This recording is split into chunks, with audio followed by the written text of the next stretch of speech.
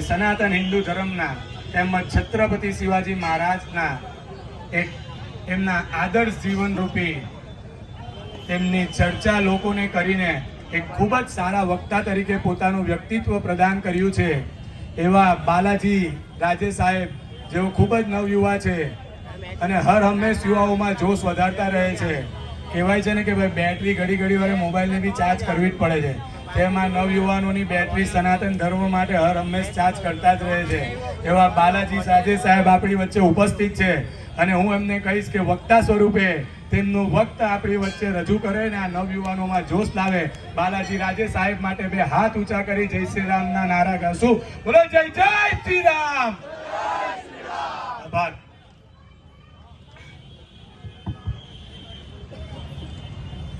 જય શ્રી રામ. એટલે ગરમી તો છે જ, પણ જ્યાં હિન્દુ રાષ્ટ્રની આ યુવા શક્તિ ભેગી થઈ હોય ત્યાં ગરમીનો પારો જે છે એના કરતા કમસે કમ 5 ડિગ્રી તો વધવો જ જોઈએ. અને આવાજ હંમેશા એની સંભળાતી હોય જેની આવાજ ઊંચી હોય. તો શક્તિ સાથે, સામર્થ્ય સાથે બોલો જય શ્રી રામ.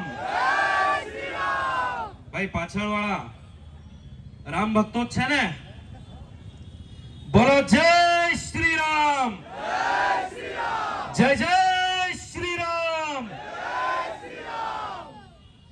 સૌ પ્રથમ આ કાર્યક્રમમાં જે યુવા શક્તિ, હિન્દુ રાષ્ટ્રની યુવા શક્તિ, એમના આયોજન બદલ તેમને ખૂબ ખૂબ શુભકામનાઓ, અભિનંદન. સુરત શહેરના પોલીસમાંથી ઉપસ્થિત મહાનુભાવ, સમાજના આગેવાનો અને આપ સૌ હિન્દુ યુવાનો, આજે આપણે શેના માટે ભેગા થયા છે? આજે શું છે ખબર છે ને ભાઈ? અહીંયા આજે શું છે? શું છે? એટલે આપણા પ્રભુનો જન્મદિવસ છે. કેટલામો જન્મદિવસ છે કોને ખબર છે? હિન્દુ કાલગણના મુજબ ત્રેતા યુગમાં રામ જન્મ્યા હતા. ત્રેતા યુગ. અને એવું કહેવાય ત્રેતા યુગ લગભગ 12 લાખ વર્ષનું છે. ત્રેતા યુગ પછી દ્વાપર આવે છે ને પછી કલયુગ આવે છે. Dating the era of Ram એવું એક પુસ્તક છે જેમાં રામ ક્યારે થયા એ સાયન્ટિફિક કેલ્ક્યુલેશનના આધારે એમને ડેટ આપી છે.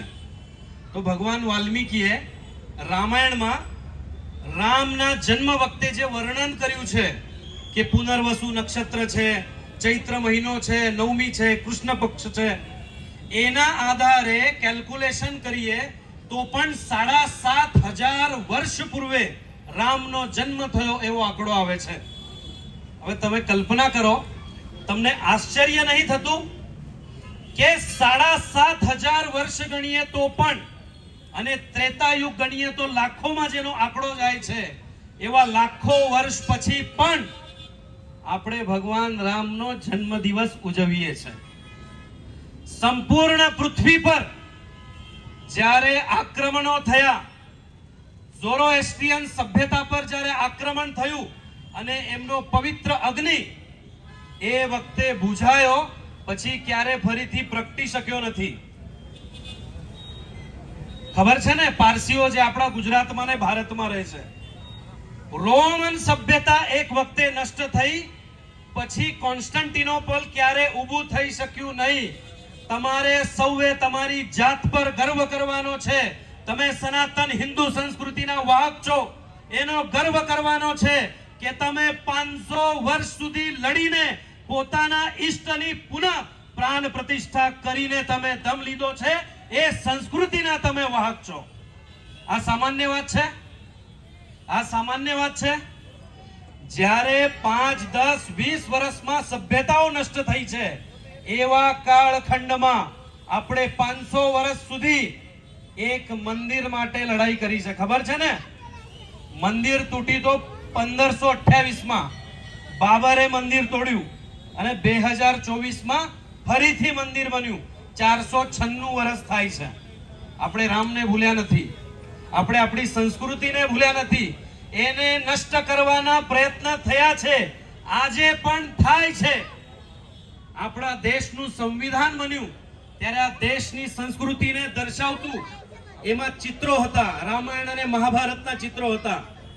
તમને ખબર છે એ ચિત્ર કોંગ્રેસ સરકાર દ્વારા કાઢવામાં આવ્યા છે.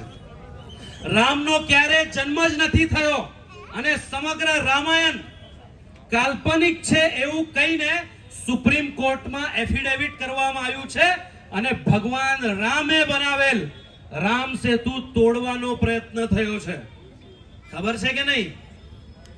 2007માં રામ સેતુ તોડવાનો પ્રયત્ન થયો છે અને જ્યારે આ દેશમાં કટોકટી લાદવામાં આવી ત્યારે બંધારણમાં સોશિયાલિસ્ટ અને સેક્યુલર જેવા વામપંથી એજન્ડાના શબ્દો નાખવામાં આવ્યા છે. તમારે નક્કી કરવાનું છે તમે હિન્દુ છો કે સેક્યુલર છો. કોણ છો તમે? કોણ છો? તો તમારા હિન્દુ હોવા પર તમને ગર્વ કરવાનો છે અને આપણી સંસ્કૃતિ ભૂલવાની નથી. જ્યારે મંદિર બન્યું ત્યારે સોશિયલ મીડિયામાં એક બીજું પણ હેશટેગ ચાલતું હતું. ખબર છે તમને કે બાબર અભી જિંદા હૈ? ખબર છે? જે દિવસે રામ મંદિરની પ્રાણ પ્રતિષ્ઠા થઈ એ દિવસે બાબર અભી જિંદા હૈ નું હેશટેગ ચાલ્યું છે. અમને ખબર છે બાબર અભી જિંદા હૈ, પણ આપણે જવાબ આપવાનો છે કે ગુરુ ગોવિંદસિંહ, મહારાણા પ્રતાપ અને છત્રપતિ શિવાજી પણ હજી જિંદા છે. આ મેસેજ કોણ આપશે? કોણ આપશે? આપણે આપવાનો છે. અને જેમ આપણે 1000 વર્ષથી આ દેશની સંસ્કૃતિ માટે લડીએ છે, 1000 વર્ષ બીજા લડવા પડે તો લડવાની તૈયારી રાખજો. કેમ કે રામ મંદિર ક્યારે તૂટ્યું હતું? જ્યારે હિન્દુ દુર્બળ થયા હતા, કમજોર થયા હતા. આપણે એવું કહીએ છીએ વીર ભોગ્યા વસુંધરા.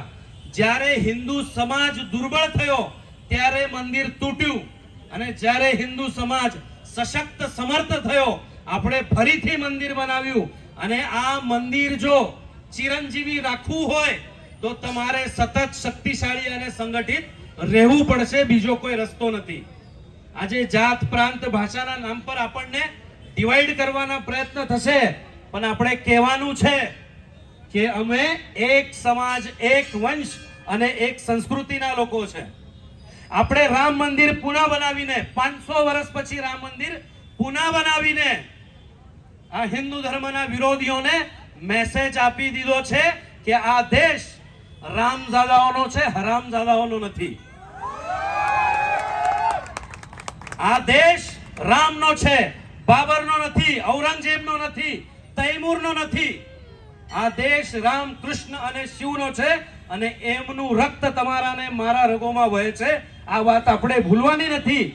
અને આ રામ મંદિર અને જ્યારે રામનવમીનો આપણે ઉત્સવ અહીં એમનો જન્મદિવસ ઉજવીએ છીએ તો એક સંકલ્પ આપણે કરવો જોઈએ કે હિન્દુ બંધુ એક રક્તમાસ. આપણે કાશ્મીરથી લઈને તામિલનાડુ, કન્યાકુમારી સુધી અને ગુજરાતથી લઈને કામાખ્યા સુધી સમસ્ત હિન્દુ સમાજ કોઈ પણ ભાષા બોલતો હોય, કોઈ પણ પ્રાંતનો હોય, કોઈ પણ રંગનો હોય, મારા રક્તમાસનો સગો ભાઈ છે. આ ભાવ આપણા હૃદયમાં રહે તો આ હિન્દુ રાષ્ટ્ર અમર રહેશે. અને આ હિન્દુ રાષ્ટ્ર જ છે. આપણે એને મજબૂત કરવાનું છે, બનાવવાનું નથી. એ તો છે જ. જ્યારથી આ ચંદ્ર સૂર્ય છે ત્યારથી આ રાષ્ટ્ર હિન્દુ રાષ્ટ્ર છે. કોઈને કન્ફ્યુઝન હોય તો એનો જવાબ આપવાની પણ તમે તાકાત રાખજો. આ દેશમાં ચર્ચ દ્વારા, જિહાદી શક્તિઓ દ્વારા આ દેશની સંસ્કૃતિ નષ્ટ કરવા માટે, રામનું નામ નષ્ટ કરવા માટે 1000 વર્ષથી પ્રયત્ન થઈ રહ્યા છે અને આપણે 1000 વર્ષથી એનો પ્રતિકાર કરીએ છીએ. તો આવનારા દિવસોમાં પણ આ જ્યારે રામ મંદિર બન્યું હોય તો ઘણા યુવાનોના મનમાં વસવસો હશે કે 92માં તો મારો જન્મ નહોતો થયો, મારો પણ નહોતો થયો, કે 92માં હું 2-4 વર્ષનો હતો. નિરાશ થવાની જરૂર નથી. અયોધ્યાનું કામ થયું છે, કાશી અને મથુરા બાકી છે. અને ખાલી અયોધ્યા, કાશી, મથુરાનો વિષય નથી. ભારતમાં 60,000 કરતા વધુ મંદિરો એ વખતે તોડવામાં આવ્યા છે. એ દરેક મંદિરો પુનઃ પ્રસ્થાપિત કરવાની જવાબદારી તમારી છે. વંદે માતરમ. ભારત માતા કી જય.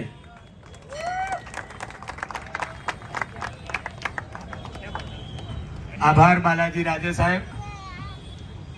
જે વક્તા સ્ત્રી આપણે હમણાં જ કહ્યું એમ કે 60,000 મંદિર તોડ્યા છે, અને જેમ કહ્યું એમ કે ભાઈ રામ મંદિર તો સિર્ફ ઝાંકી હે, કાશી મથુરા